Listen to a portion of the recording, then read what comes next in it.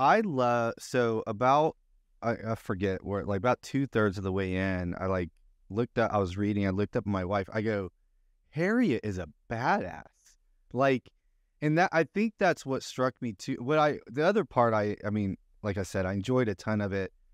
It was really good for me as, a man in 2023 to view feminism through this lens in the 1930s, right? Mm-hmm. Because so many of the battles they were fighting, like so much of it was, don't let the world know what's going on here. And at first I'm like, why? Who cares? And I'm like, because they'll fucking shut down the college. Like we had to fight so hard just for this, just to be able to learn. If we start causing trouble, they're just shut us down.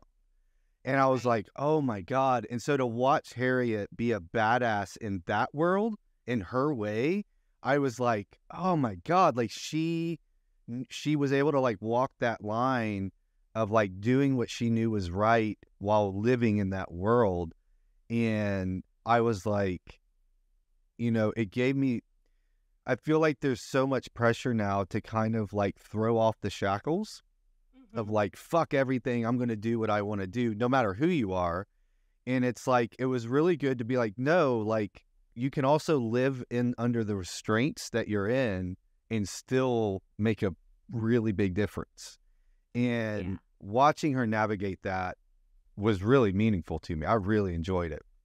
And then the piece where, it's a classic romance plot where one person knows that you're meant to be and the other person just can't accept it. And the fact that it wasn't just that she couldn't accept it for her own personal reasons, which is, still, you see that today, but also to trust him as a man enough to bring him into this woman's college world and risk both his judgment of her world in her personal world, but also, like you said, that whole thing where they couldn't let society know that there was, a mad woman essentially loose in the college, because that's exactly what society thought colleges did to women. Made them mad in the insane sense. So, that juxtaposition of trusting him with this world of hers. And then I think I had to read the book. I mean, I read it really young.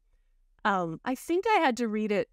I can't tell you how many times I've read this book, but it wasn't until relatively recently that I fully understood the way that it ends and, the meaning of what the person who was trying to destroy the college was trying to do and why, and all the things that Dorothy Sayers was able to pull together here. And I would imagine that if we'd read it at the time, it would have been it was mind-blowing. I mean, it was enormously popular. Yeah, I was like, it must have been shocking to people, because it was just like, because there were parts of it that were shocking to me, and we're 90 years in the future, and women aren't fighting for the right in England to go to college, so, right. And it was also good because like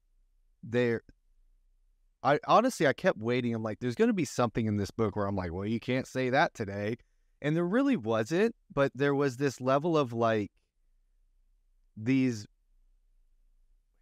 obviously the villain was wrong in what she did, but she's not wrong.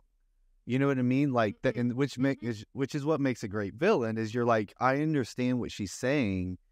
And there's parts of me that's like, it's like, I see what she's saying. Like, it makes sense, And it's a motive that holds today.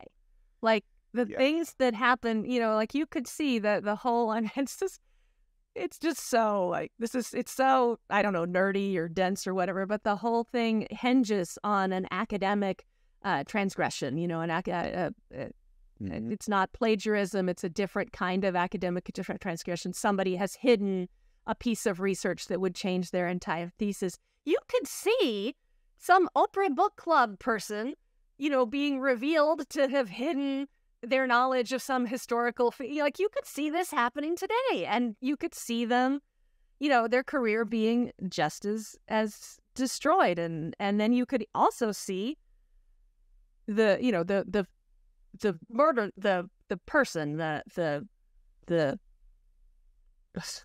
she's not a murderer. There's actually never a murder. Never a murder. She almost pushes a woman to suicide, but like, Right. She there's no all body. of their books have good, solid bodies, by the way. But there's never a body, but she does a lot of awful things. And then you're like, yeah, because it is stupid that, you destroy this man's life and his family and everything over, as she puts it, like a stupid piece of paper.